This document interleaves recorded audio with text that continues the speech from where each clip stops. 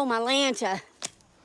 That stunning moment right there when a Kentucky couple found the body state police now believe is the I-75 shooting suspect.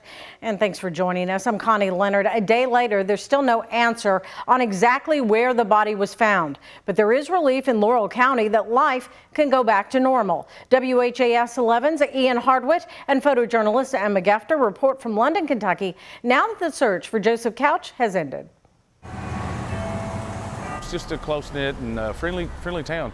Great town, actually. I feel like the people in our community now can breathe again. That this manhunt has now come to a conclusion. 11 days after 5 people were shot going down Interstate 75, Kentucky State Police have the body of the man they believe is responsible for the tragedy, Joseph Couch.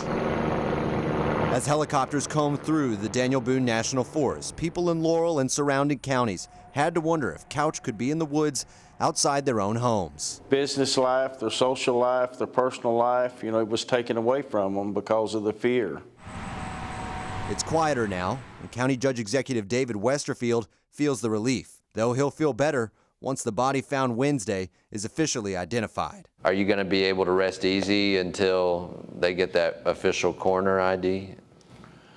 Yes, I feel that will give the final piece that people can absolutely go back to their normal lives. So a lot of fear's gone. A lot of people take that deep breath, and so they're good to go. Larry Lee is one of those who, from the very beginning, wanted to go back to his routine, juggling fatherhood, teaching, and co-owning a bar that's once again alive with familiar faces. Just go full force is what I'm ready for. School back, events happening again, outdoor, because we do a lot of outdoor events here in London, Kentucky, and then with Chicken Festival coming up, I hope it just takes a lot of fear out of everybody, and let's just get back to normal. While Westerfield wants that too, he's comfortable looking back with gratitude for the help that poured into the small community during the search. It just tells me that Kentucky is a pulled-together state. He just hopes the Commonwealth never needs to pull together for something like this ever again. In Laurel County, Ian Hardwitt, WHAS 11 on your side. Kentucky State Police recovered the body last night and sent it to Frankfort for an autopsy. As of now, we've requested the results but haven't heard back. Governor Andy Beshear made several visits to Laurel County during the search. Today at his weekly Team Kentucky meeting, he said DNA testing was happening right now to confirm that body is Joseph Couch. I think it's important that we show that we are not going to live in fear. These individuals that commit these acts, I hope we forget their names as fast as we can. And so I'm glad to bring this to a close. Beshear says they could have DNA results as early as tonight.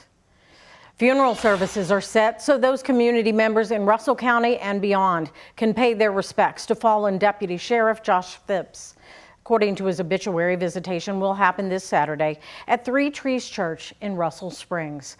That will begin at 10:30 in the morning with his funeral service set for 2 that afternoon. According to Kentucky State Police, the 38-year-old was shot and killed in the line of duty Monday night. Authorities say another man involved in the shooting also died. To read the deputy's full obituary, we've got the link in this story on our website's homepage. New changes for Kentucky drivers looking to renew their license. Take a look at this device coming to every office across the state. You'll need to use it to check your vision. A law was passed 3 years ago that requires every driver to take a vision test when renewing your license, but it won't take effect until next year. Jose Alonso spoke to drivers about the change. Starting in January, Kentuckians will have to take a vision test if they want to renew their driver's license. In Louisville, at the driver's licensing regional office, I got to speak to some people about their thoughts on this change. Maybe it can reduce the accident rate or something. Yeah, I think it's valid, yeah. I think it'll be a good thing because people really need to see when they're driving.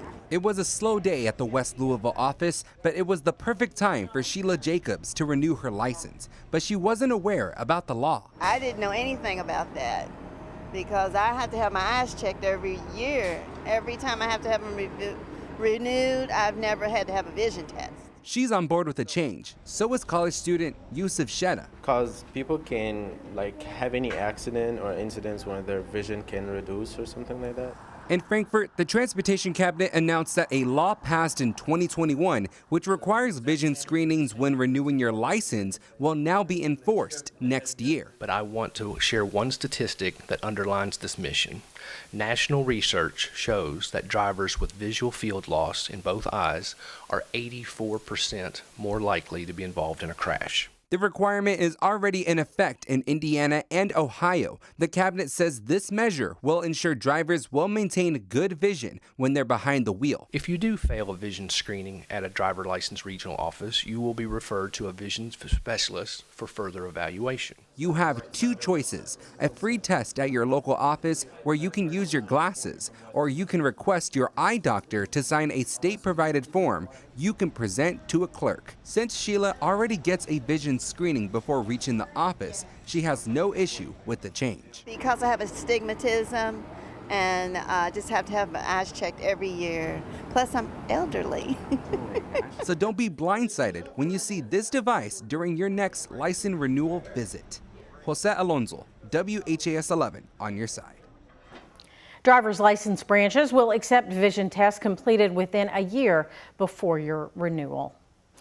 Bourbon and Beyond is underway this shot today as the music festival began. Hundreds of thousands of people are set to attend it through Sunday. We'll have much more on the festival just a little bit later, coming up at 5:30. It's exciting out there. Ben, it's good hot weather, out there but as hot, well. right? Yeah. Yeah, they just got to take some breaks out there from maybe from dancing every once in a while and get some fresh water and maybe some shade every now and again. It is in the upper 80s, lower 90s out there this afternoon, and up to around 94 for tomorrow for day 2. Saturday 94 as well, and it could be just a bit more humid on Sunday ahead of a system that'll give us a rain chance late Sunday and into early next week. But it looks like the majority of the festival is going to be dry, so that is key and should provide a great time out there for Bourbon and Beyond over the next several days. Looking at a lot of sunshine as we look beyond our city skyline with 92 degrees. That is our high for today. Humidity is fairly low though at 35%, 89 at Bowman Field. So our temperatures are running more than 10 degrees above normal for this time of the year, and only 4 off a record of that was set to back in the late 1800s up to 96, our record high today. So we're looking at 90 degrees in PRP and Valley Station. 92 in Sellersburg and in Linden, and upper 80s, lower 90s throughout our entire viewing area out there right now. So it is a mostly clear sky over the Ohio Valley and throughout Kentuckiana. So futurecast here, we'll have our temperatures dropping back in the 70s after sunset. Should be a pretty nice evening out there. Quiet tonight, calm winds and lows in the 60s to around 70 degrees in the city first thing tomorrow morning. Tomorrow afternoon, more of the same really with upper 80s and lower 90s. So that forecast here for tonight, city low 70, outlying areas, suburbs in the 60s.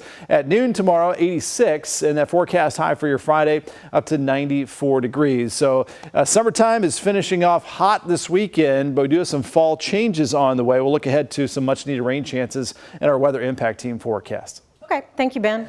An Indiana woman is set to spend years in prison after pleading guilty to a federal hate crime that left an IU student wounded in a stabbing. In January of last year, Billy Davis stabbed an 18-year-old student multiple times in the head while on a bus.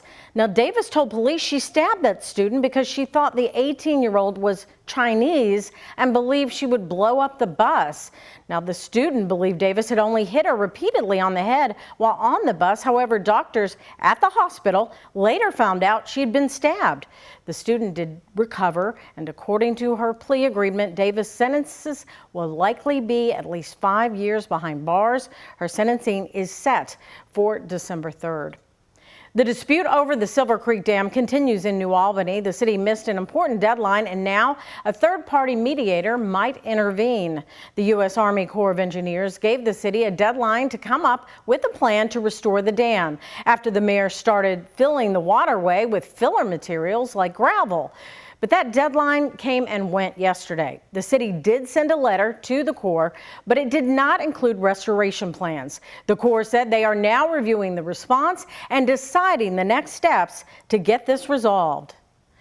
A Southern Indiana student is facing felony charges after being accused of making threats toward his school. Indiana State Police say 18-year-old James Coleman was arrested yesterday morning. This was after Caruthersville police were notified that he'd made comments to other students saying he would harm them and the school. The school was evacuated, classes canceled, and school grounds searched, but nothing was found. Coleman is charged with felony intimidation and is being held at the Jackson County Jail.